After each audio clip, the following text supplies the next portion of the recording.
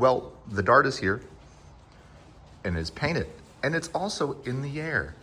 I also just spilled hot chocolate all over my arm. It was very hot, so that's fun. Anyway, I have a differential here. I have a transmission here. I don't have an engine here because the thing that's gonna get the engine here is currently, well, not moving. But we're not gonna worry about that because we're gonna start on the opposite side of where I did all the work on. I'm gonna put the new diff in. Remove this 7 1/4. And maybe throw in a junk pile. No, I'll keep it. I don't know it runs, it works. It's a good backup. So I'm gonna do that. And then after the differential's in, the next major plan is to do the brakes so the car can be a roller.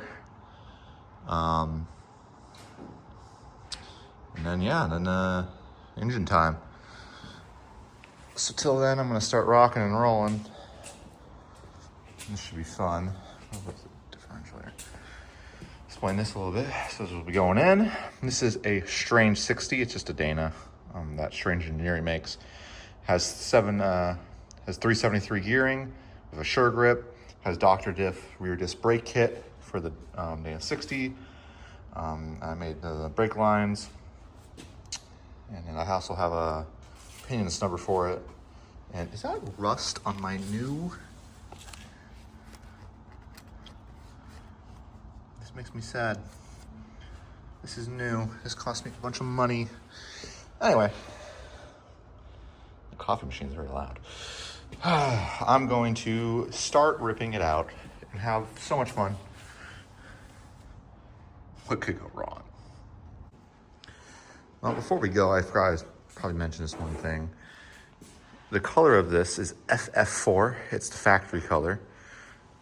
It is technically a lime green metallic. And again, you can see that's what it used to be. This is what it is now. And this engine bay is just painted in a single stage. And so I put a base coat. We put a coat of epoxy primer down. We sanded and then we just put this single stage over it.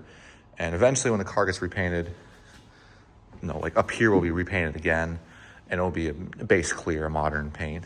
But I figured for the engine, I'd rather, it's easier to do this than have to spray the clear in there. But yeah, this is a factory FF4 car. You can see that, yep. Right there, that's FF4. And then EFA, I know this got hit pretty hard. I didn't clean this up. I should have cleaned the tag up before it got painted because they had original paint and then epoxy and then the single stage over it. But then the top, so this is a factory two-tone car, which is pretty rare. So it's the FF4 is the base color, and then EF8 is the top, which has been repainted, but it's also the interior color. So this dark green is what the top would be, which I'm gonna repaint it back to. And I wanted to paint the car differently, but it's such a rare and unique color combination that I decided to do it. And I'm really, now that I see it fresh, I'm like really happy with the choice of color. But yeah, so that's, I know I did all this. I didn't even tell you guys what but I painted it. But yeah, so that's it. And it's not perfect. But I don't give a crap. The engine bays are always, Finn did not run this firewall, which is very impressive because they're always run, especially over here. She's very proud of that. But up here is where we both had problems. We use this, this was a test panel basically because it's gonna get repainted, but you can see my body work there. There's pinholes, which I shouldn't have showed anyone, but now everyone knows. But it's all right, I'm gonna fix it. And then she laid it, metallic's a little weird because of the way she was testing it, but it doesn't matter because we're gonna repaint it and it'll be beautiful. It still looks beautiful. That's just being technical about it. Anyway, I thought I should throw that in. The only other thing I gotta do is I have the piece that goes there, needs to be painted, and then I can put it on. And then up front, Dead Dodge Garage would yell at me if I didn't do this. This is gonna get trim blacked because the factory blacked it out, so when the grill is in, you can't see the paint. So I gotta scuff this, mask it, and shoot it trim black so no one can ever see the green paint. But that is that. All right. Thank you for watching. Please subscribe. Please like. I appreciate any of it. Even if you just viewed it, thank you. Thank you for watching me in my masochistic ways. All right. I'll see you next time. I'm going to go drink my hot chocolate now. Ooh, it's hot. Shock 1. Shock 2 remove. Next, I'm just gonna take that brake line off there, undo these U-bolts on both of the sides, and then probably undo the front one bolt for the spring and drop it down and roll it out. Let's see what happens. I got the shock plates off both sides with the U-bolts. There they are. So the axle, the brake, I cut the brake line because it was a bajillion years old. Right there, that rubber one. Got the parking brake cable off there. So there is nothing holding it in besides the leaf springs. And I think I'm just gonna take down the whole leaf spring assembly and then just kind of like mock it up on the Dana and then put it all in together is what I'm thinking.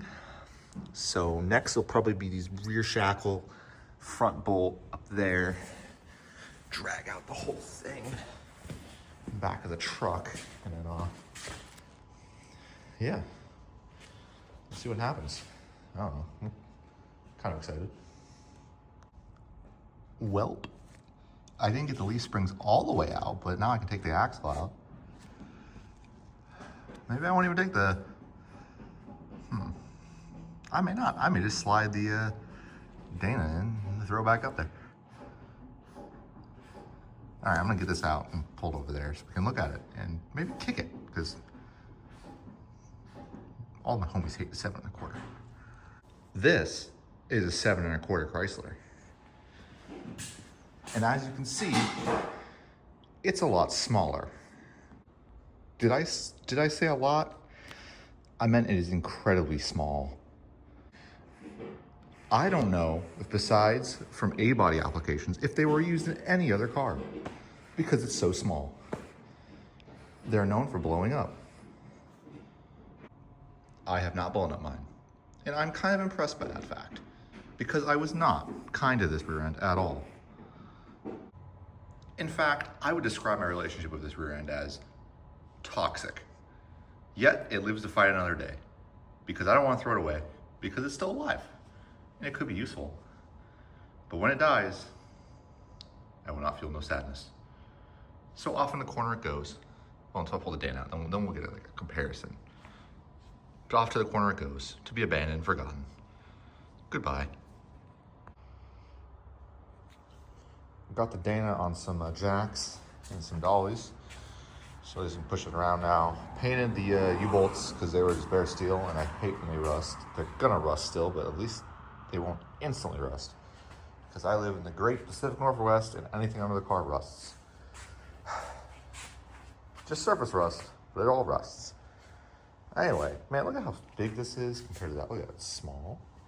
Hey, this is like 4 times the size. No wonder these blow up. No wonder they put these in trucks. Oh yeah. All right.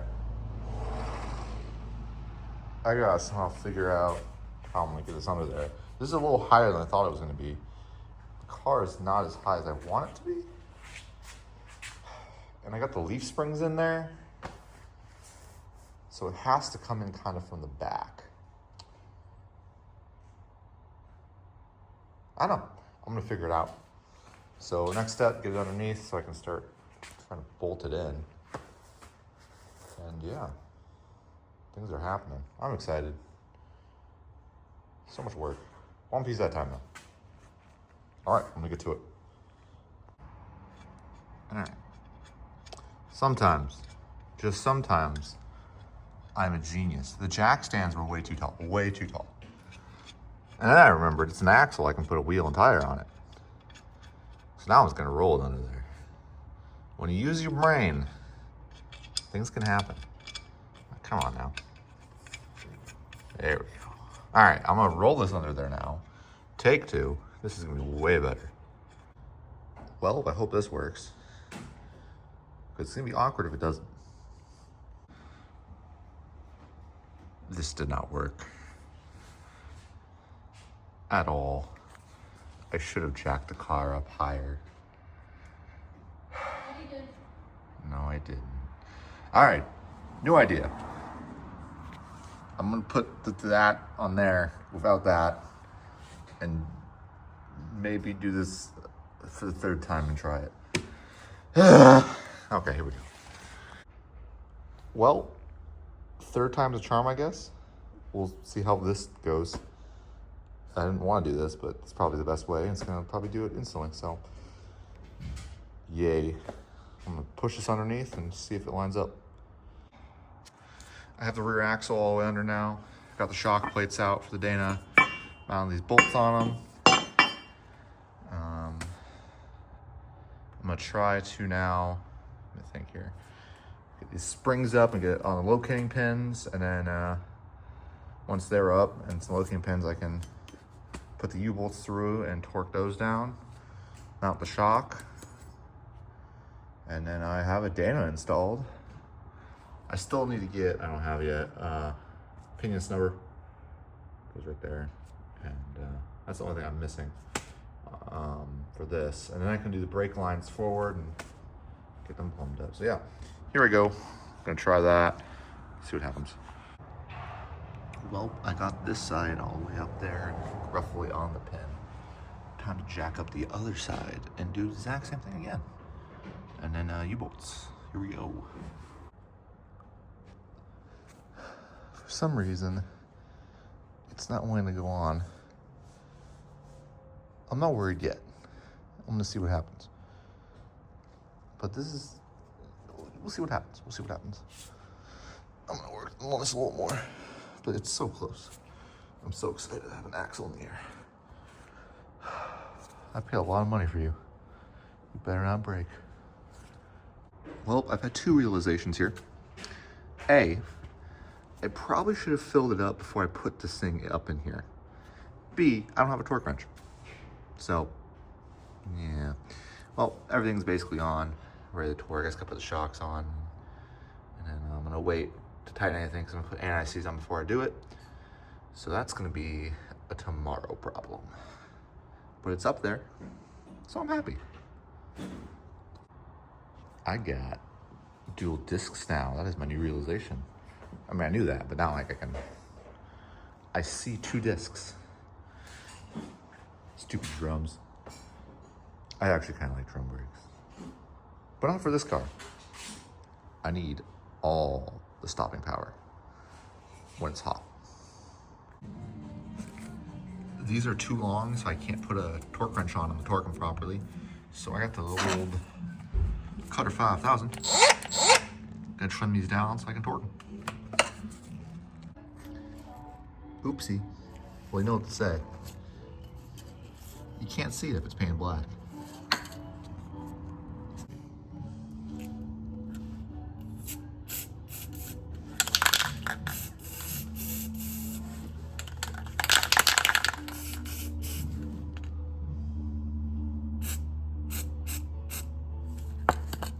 Restored. Gonna torque this to 45 foot-pounds. Gonna do it in a cross pattern, try to get it even, and that should be good enough for this side. I need to put the shock on too. All right, now we're on the other side. I don't know if I mentioned this.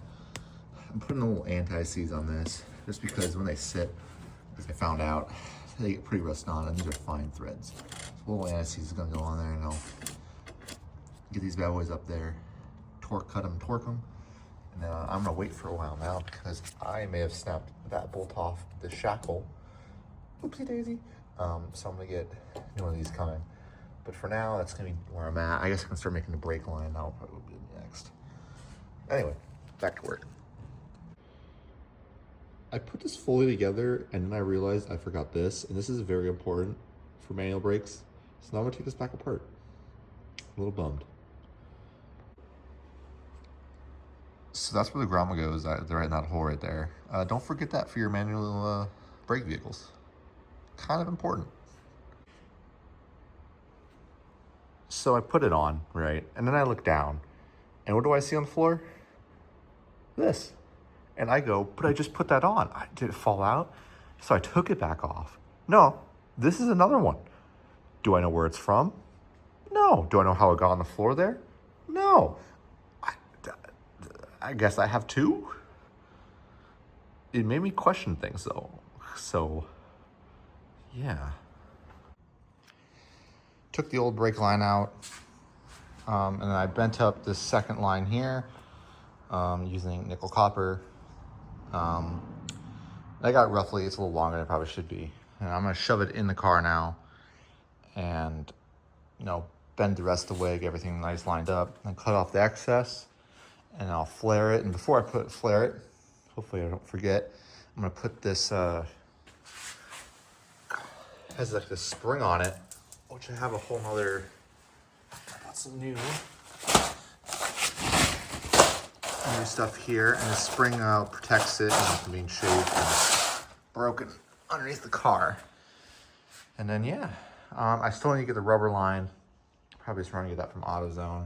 That way, if I can return it, if I get the wrong one, because it's originally gonna have a 7 1/4 in it, but now if the Dana 60, I don't know if I changed it. Yeah, we'll find it out. But yeah, so I'm gonna throw this in there and see what it looks like. I slid the spring on. It took me and Finn to do it. It was very fun because of the complex shapes. But I did it. I'm gonna shove it up in there. Final step of the Dana 60 install is adding fluid. I probably should do this before I put it in. That would have been a smart move. But I'm not that very smart. So it requires 2 quarts of 85 W140, and I just use some Castrol, and then 4 fluid ounces of Spicer, or I think it was GM, friction additive modifier, whatever it's called. So I got that, and now I need to just figure out how to get that into the Dana without getting it on me, because I hate gear fluid. Got the gear oil in. It was only a little messy. I really should have did it when it was still out, but that's in 2 quarts plus the additive for the Posi or Sure Grip from the Mopar guys. Brake line's made, set up, installed. Well, I basically got all the brakes done. I haven't filled it or bled it. I'm not gonna do that until the motor is in, just in case this has to come out, or I don't know how it's gonna go fitment wise really. So playing it safe, I'm just gonna leave no fluid in it yet, and I'll bleed it and all that afterwards. Well, that means next, I need to fill the void. I still gotta do a fuel line.